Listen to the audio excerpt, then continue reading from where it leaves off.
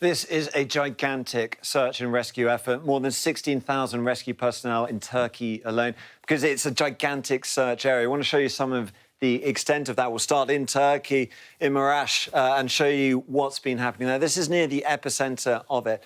And we've seen some of the scenes of destructions, but we'll also see how the search and rescue is operating, because on a lot of it, on the face of it, it seems like it can be on a quite ad hoc basis, because it's so hard to get to people. We have seen emergency services here, but they are sort of picking through it.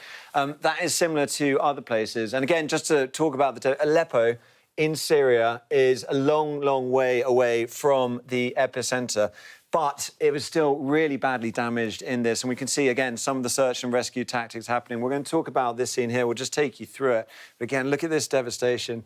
So we have this. It does, again, look sort of impromptu. Bear in mind that, digger. We'll just go a bit forward so we can show you the whole scene and really understand what's going on. So even though this looks like there may not be quite the full Monty in terms of it, what we do have is we have a digger here, another digger there.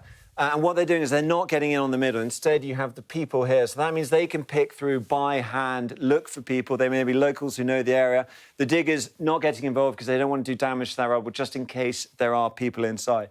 Now, there are other parts which have better equipment, and that enables a bit more of a response. This is also in Syria, an opposition-held area where the white helmets operate. And you can see just here, actually, we'll just put that out for you, just in case you can't make it out. That is a big concrete cutter, and that really changes what search and rescue teams can do.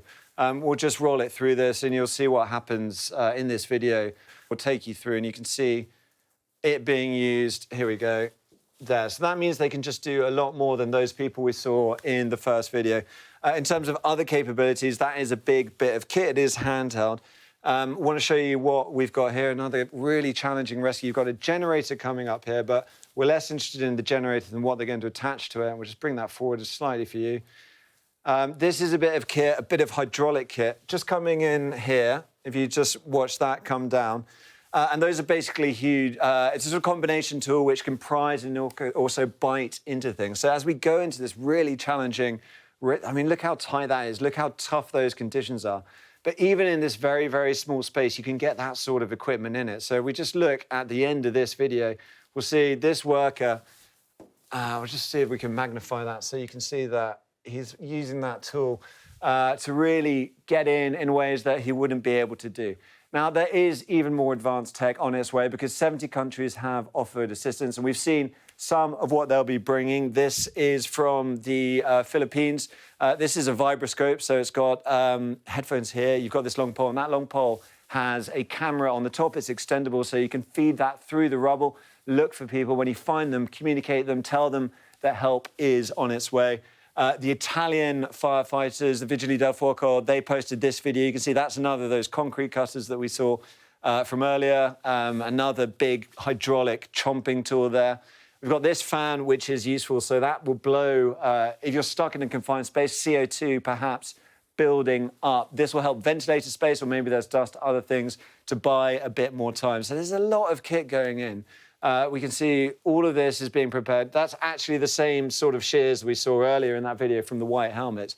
But despite all this kit, which is going to be helpful, there's another bit that's going to be just as helpful, which is a lot less high-tech, but just really vital. Spoiled the surprise there, but here you can see dogs. Sniffer dogs are going to be a vital part of this effort. In terms of finding humans, there's a lot of tech we have, other things which can track mobile phones, for instance, but sniffer dogs, really, really important for this effort. And lots of those teams will be arriving. They'll be getting to those zones as quickly as they can because it is a vital period. Search and rescue experts say that between 1 and 3 days after a disaster, that is the golden period for saving people. Now, Wednesday is day 3, so time is of the essence.